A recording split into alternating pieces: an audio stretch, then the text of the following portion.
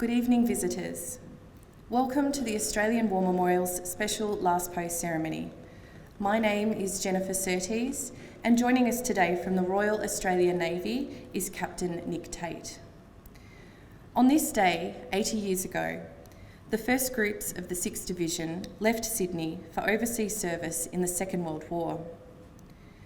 The men were sent to Palestine, where they would complete their training before joining the British Expeditionary Force in France. However, France fell to German forces in July 1940, while the division was still training. The division's 3rd Artillery Regiment, the 2/3 Field Regiment and the 2/1st Anti-Tank Regiment were sent to the United Kingdom to help bolster the garrison. But once the threat of invasion was over, they returned to the Middle East. These soldiers would see their first action in early 1941 against Italian forces in North Africa. The Second World War involved more than 100 million people from more than 30 countries. More than 60 million people perished, both military and civilians. Almost 1 million Australian men and women served in the war. Nearly 40,000 of them would die in the service of the nation.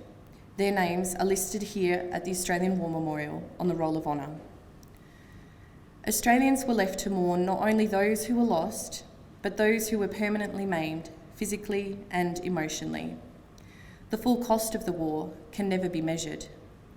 Few could have imagined that victory would come at such a terrible cost, or that it would continue to prove impermanent. Today, we remember and honour all those Australians who served and sacrificed during the Second World War. We welcome the veterans who have served, those that are still serving, and the families that love and support them. We acknowledge the members of RSL Services Clubs Association, RSL Victoria, and RSL Queensland.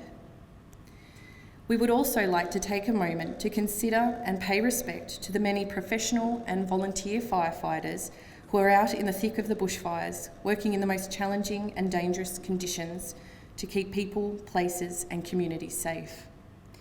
We thank you for your commitment and service, which reflects the essence of the Australian spirit, a spirit that we also showcase here in the stories at the Australian War Memorial. The Australian War Memorial was the vision of Charles Bean, Australia's First World War official historian. Bean landed with the troops on Gallipoli and stayed with them at the front through to the end of the war. The idea of this national memorial and museum came to him at Pozières, France, in the depths of the bloody fighting of 1916. Bean's idea was that this would be a place where families and friends could mourn loved ones buried in faraway places. It would also be a place that could help all Australians understand what these men and women had endured and what they had done for us. Bean's vision, to which we remain true, is best expressed as inscribed in the entrance to the memorial's galleries. Here is their spirit in the heart of the land they loved, and here we guard the record which they themselves made. Tonight, we will read the story of just one of those on the Roll of Honour, which lists the names of more than 102,000 men and women who have given their lives for us in war and on operations for more than a century. Following the reading of the story of Gunner William Henry Simpkins, wreaths will be laid in commemoration.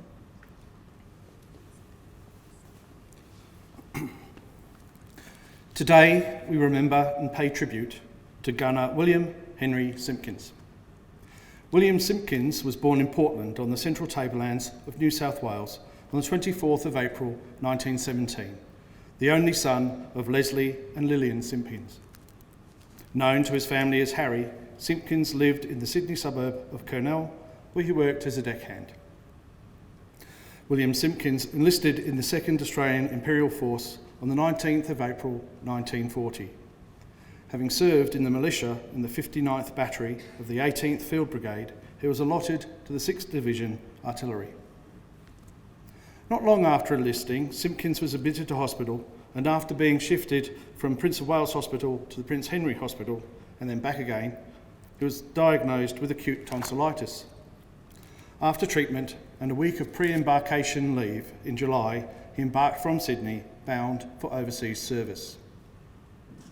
After arrival in England in late October, he embarked upon another troopship bound for the Middle East. After stopping off at Durban on the south coast of South Africa, Simpkins failed to embark on his next troopship. Although he made it aboard an alternative ship and continued his journey, he was charged with being absent without leave and was fined. Arriving in the Middle East in late February 1940, Simpkins spent time training in Palestine. The 6th Division first saw action in early 1941 against Italian forces in North Africa during the advance to Benghazi. After taking Bardia in early January, towards the end of the month, the Italian-held port of Tobruk fell to the Australians. During January and February 1941, the 6th Division, together with British units, pushed the Italian army back towards Libya. In early April 1941, Simpkins left North Africa as the 6th Division was withdrawn to defend Greece. The Allied force was unable to halt the rapid German advance down central Greece towards Athens. Outflanked by the Germans, by the end of April, they were driven off the Greek mainland. While some elements of the 6th Division were evacuated back to Egypt, the majority of the division was sent to Crete, where they were cobbled together to form a hasty garrison. In June 1941, Simpkins was found guilty of leaving his guard post and was awarded a 28-day period of detention. When he discharged the penalty, he was transferred to an artillery training regiment, and in September he joined the 1st Field Regiment. He joined his new unit in the Middle East, where it remained until February 1942, when the 6th Division was recalled back to Australia in response to the growing threat posed by Japan's entry into the war. While en route to Australia, Simpkins was with a group of soldiers diverted to Ceylon, modern-day Sri Lanka, where they formed a defensive garrison in response to concerns about a possible Japanese invasion. The group remained in Ceylon until July 1942. By the time Simpkins had reached Australia, the Japanese were advancing towards Port Moresby in New Guinea. Throughout 1942, Simpkins was regularly found absent without leave, forfeiting pay and being confined to barracks as punishment. He left Australia for Port Moresby in February 1943, and after having spent some time in the tropical conditions, was evacuated to hospital with malaria in April. When he had recovered, he served with the 11th Field Ambulance until returning to Australia in August 1943. After undertaking labouring duties on the Sydney wharves, the men moved to Queensland in February 1944 and were assigned as artillery to the 1st Australian Corps. During this period, Simpkins failed to appear for parade and was confined again to barracks for a week. After another move in May, Simpkins was found guilty of conduct to the prejudice of good order and military discipline and confined to barracks for another week.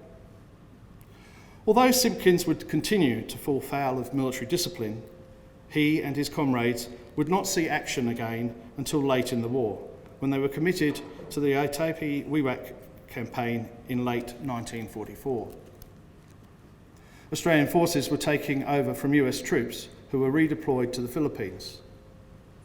After arriving in January 1945, in May the regiment moved forward to support the push towards Wewak.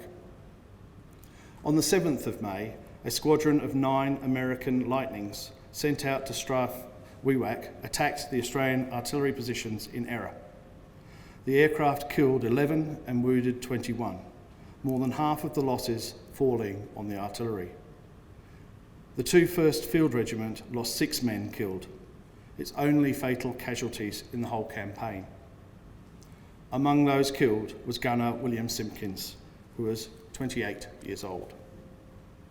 The anger of the Australian soldiers felt over this incident was evident in the war diary of the 19th Brigade, which recorded, "How pilots mistook the two areas is beyond comprehension.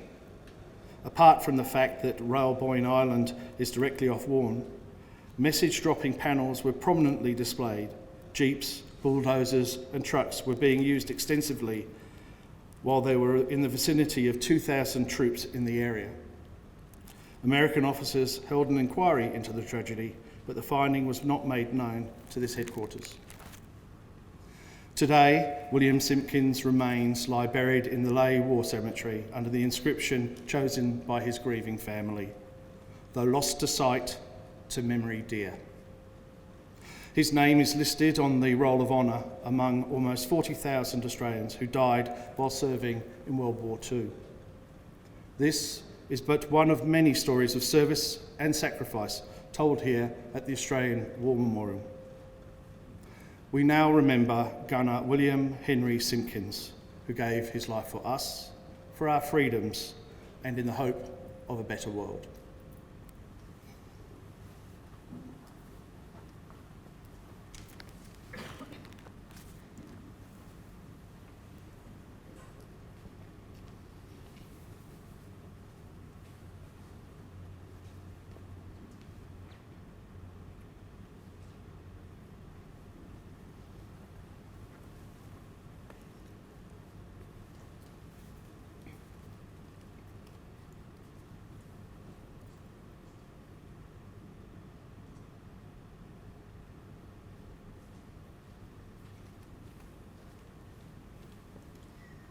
Please stand and remove hats for the reading of the Ode and the sounding of the last post.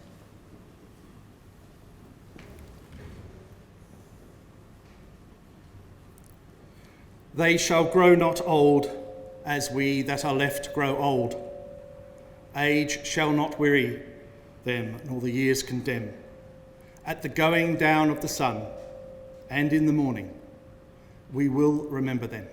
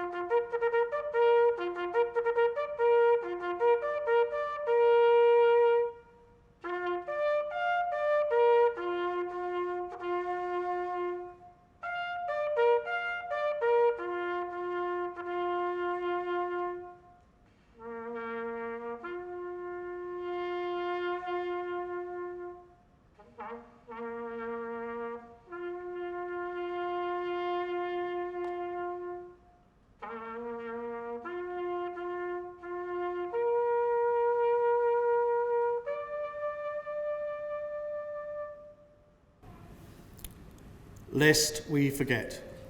Lest we forget.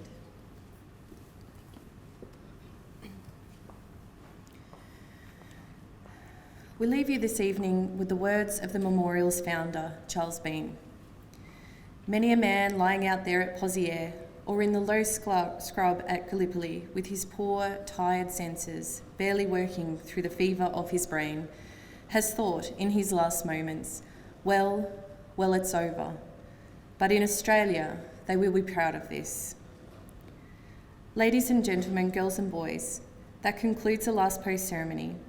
Tonight, our piper will play a lament for you, Flowers of the Forest, as you leave Anzac Hall. We thank you for visiting the Australian War Memorial and wish you all a very good evening. Thank you.